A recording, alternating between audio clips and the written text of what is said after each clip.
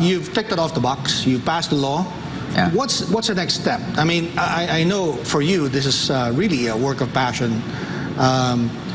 Maybe give us an update. Where's the IR now? And then what comes after this law? What else is on your agenda in the House? Maybe what is Achieve working on? Okay.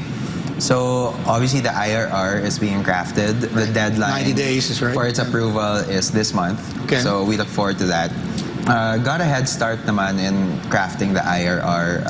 And the team of DTI has been hard at work coordinating with all the agencies that are supposed to participate in that effort. Second, which is what I've been doing with Achieve, or the Arts and Culture and Creative Industries block of the 19th Congress now. So we just recently reconvened it actually. Is making sure that there is budget to be able to fund the implementation of this law. Unfortunately, it had zero budget in the National Expenditure Program when it was transmitted to us in Congress. But of course, working with the leadership and knowing like the priority of President Bongbong Marcos Jr. And how he specifically mentioned galvanizing creative industry and tourism for crafting a country brand, a unique country brand. And even with a memorandum of understanding that was forged with Indonesia in his state visit there last year, which I followed up on recently when I was in Bali for the World Creative Economy Conference.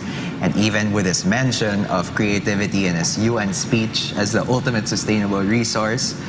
So obviously it's a priority of Malacanang, of this administration. So given all of that impetus, we were able to successfully realign funds in the General Appropriations Bill as passed on third reading in the lower house to be able to at least fund phase 1 in the Is that law. the Secretariat or is that? It's hiring the Secretariat. It's funding like the essential roadmaps and some infrastructure and shared service facilities. Of course, we rely on the IRR and determining also which provision should be activated first. And hopefully the Senate will support and realign even more budget. So I guess that's where we're at. The IRR, making sure that the law is funded as it's signed by the president sometime. That always seems to be the problem, right? Subject to availability of funds, but that's not the case here.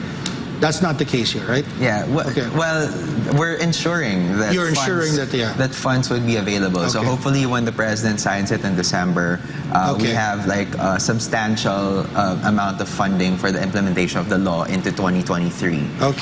So it's IRR funding. Third, making sure that the right people are hired. Because we need visionary leaders and public servants serving in the Secretariat, assisting the Council, and making sure that they really understand the peculiarities, the specificities of each industry, and they need to be able to bring it to those KPIs of business, of jobs and revenue. So it's not just creating content regardless of whether it's productive or profitable or has an ROI or not, but rather that it's hitting all those verticals in the law that we've established. So it's hiring the right Secretariat, and also we also have to make sure that those 9 private sector council members will be the best, most representative of the sectors that they have to represent in the discussions of the council as they set the policy. So lots of work to do for the law. And then we also have to propose even more pieces of legislation, and that will hopefully get enacted also within the next 3 years. What's in discussion? What are you hearing from your colleagues, from stakeholders? After the law, is there some other government or policy intervention that you're looking at, studying to see if it's actually worth maybe drafting a bill on? Yeah, well, I was very happy that, like I said, the president mentioned creative industries in his first SONA. But I was even happier to hear him say that we need to protect freelancers. Okay. Which is basically the critical mass of the creative economy. Right. If the DTI was able to take stock of, through their own surveys with the Philippine Statistics Authority, that we have about 780,000 employees who work in creative firms, we actually have 2% of the population, or estimate of 4 million, who are freelancers. Who are very much vulnerable, and were revealed. They're vulnerable because they're dealing with large corporations, and they don't have leverage. They don't have when they negotiate. They don't have leverage. They don't have protection. Yeah. They end up being exploited. They end up being exploited, especially in this pandemic. We were all reminded about the modality of freelancing, which is really no work, no pay. Right. So as all of the stimulus and aid was being extended to different sectors, freelancers were nowhere in the conversation. Right. So I'm so grateful to Congressman Joey Salceda that in his Arise bill, freelancers were already there. So it was just making sure that it would make it all the way to the signature of the president, that freelancers were retained. But soon after, when Bayanihan II was enacted, and DOLE is supposed to extend support to freelancers, government doesn't even know who the freelancers are, because there is no database. There's no data. There's no registry for freelancers, which is also in the law, by the way, that we're going to come up with a registry so that in times of national emergency, at least we can extend ayuda or aid to creative freelancers. So, I mean, going back, I was happy that he mentioned that we need an enabling framework for protecting freelancers. And while our freelancers protection bill was passed on third reading in the lower house last Congress, unfortunately it got stalled in the Senate. And so now there's even more of an impetus to enact the freelance workers protection bill. And what that does is it institutionalizes contracts to be entered into by both parties, the hiring party and the freelancer, what the contents of the contract should be, and third, what are the violations, such as late payment, or changing terms of payment, or retaliation, like all of these like labor protection policies, and then also creating a mechanism within DOLE so that when freelancers are wronged by the hiring parties, at least they have someone to turn to. Because if they were to pursue it through our regular court system, one, it's expensive. It'll take forever. Eh kung 5,000 lang naman yung talent fee nila, tapos to get a lawyer is what, 10,000? Di parang bakit ba? So these are kind of the things that we want to change. We also propose some other welfare provisions in this bill. But I'm most invested in making sure that we make reforms in terms of like the employer-employee relationship between hiring parties and freelancers, so that we can ensure that freelancers are protected. So we refiled that bill in this Congress. It already passed the committee. Senator Jinggoy Estrada called me the other day because they're also hearing it already in their Committee on Labor and Employment, and we look forward to its passage. There are domain and industry-specific measures that we will be filing. I mentioned for print the paper issue, the tax on paper, the raw materials, and the VAT exemption issue quite high, by the way.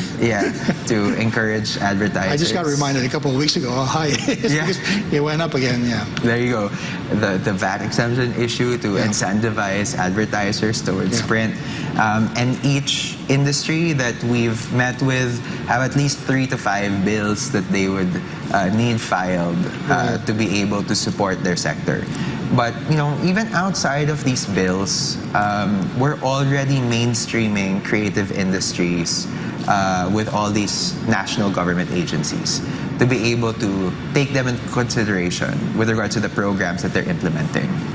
So I had a very, very electric conversation with Secretary Cristina Frasco of the Department of Tourism. So I presented a creative industry or rather a creative tourism roadmap that she actually accepted, and she was very excited to support it, and we're working on a lot of possible collaborations to be able to aid the sector, because there's a lot that tourism can, or rather there's a lot of what creative industries can do for tourism, so that we can actually collectively meet the KPIs of tourist arrivals and being able to showcase more of the country, and being able to access non-traditional channels for marketing and promotion that normally you wouldn't be able to access if you were to just advertise it out of home, or just television.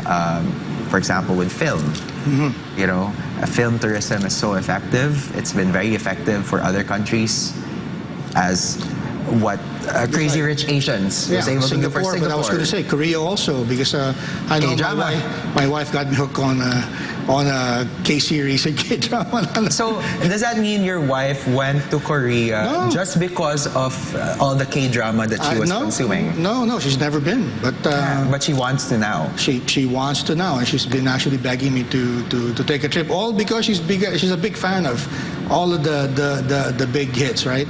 Crash Landing on You and all of the others. And so Manay Gina also. Your mom. Yeah. So my mom, we had been to Korea a few times before this K-drama boom. Yeah.